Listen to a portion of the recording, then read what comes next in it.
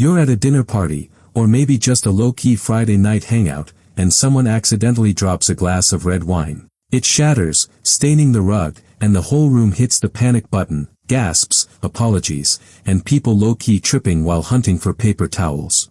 But you're just chilling. You might even finish your point before calmly reaching for a napkin. To the people around you, it looks like you're being a bit extra with the coldness, or maybe you're just totally checked out. They might think you're being sus, like you've reached some high-level Zen state that makes you way too cool for the rest of us frantic mortals. But they've got it all wrong. You aren't being salty, and you definitely aren't just vibing. It's actually much more interesting than that. Stay with me, because there is a very specific reason why your internal alarm system didn't give a single vibe when that glass hit the floor. Think of your brain like a high-end home security system. For most people, that system is pressed to ring the bells the second a window breaks.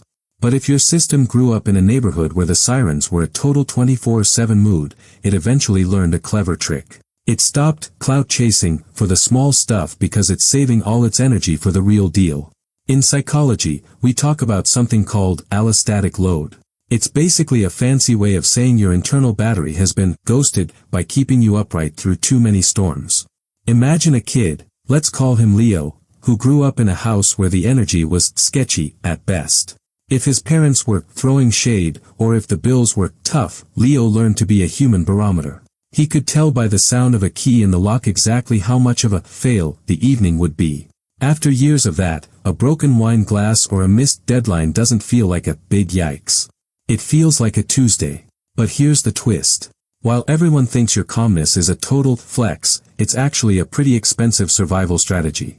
You've become such a pro at handling chaos that peace actually feels like a red flag. This goes deeper than you think. When you've endured too much for too long, your brain develops a paradox. You're at your peak when things are falling off, because that's the only time you actually know the assignment. When things are quiet, you're just waiting for someone to clout chase the next disaster, and honestly, that slow burn is much more exhausting than the crash itself. There is an uncomfortable truth here that we don't like to leak. You might actually stand difficult people or chaotic jobs because they're on brand for you. It's not that you're thirsty for punishment, it's that you're a specialist in high-stakes, main character energy. You're a surgeon who's been told they have to work in a gift shop. The gift shop is aesthetic, sure, but you have no idea what to do with the ribbons. We have to acknowledge that we live in a culture that ships this. We call it resilience and give you a promotion for being the only person who doesn't fold under pressure. But it's complicated.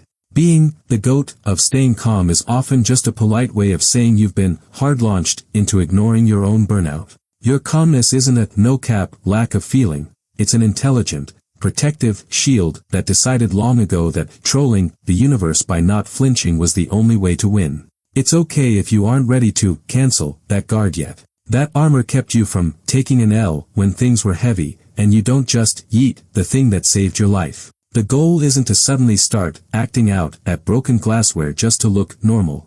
It's simply to realize that your stillness isn't a glitch. It's a map of every boss fight you've already cleared. If you weren't busy being the anchor for everyone else, who would you be allowed to be when you're just unplugged? It's worth thinking about, even if it feels a bit mid to try and read a book in the middle of a hurricane. After all, you've already survived the plot, the rest of the book should be light work.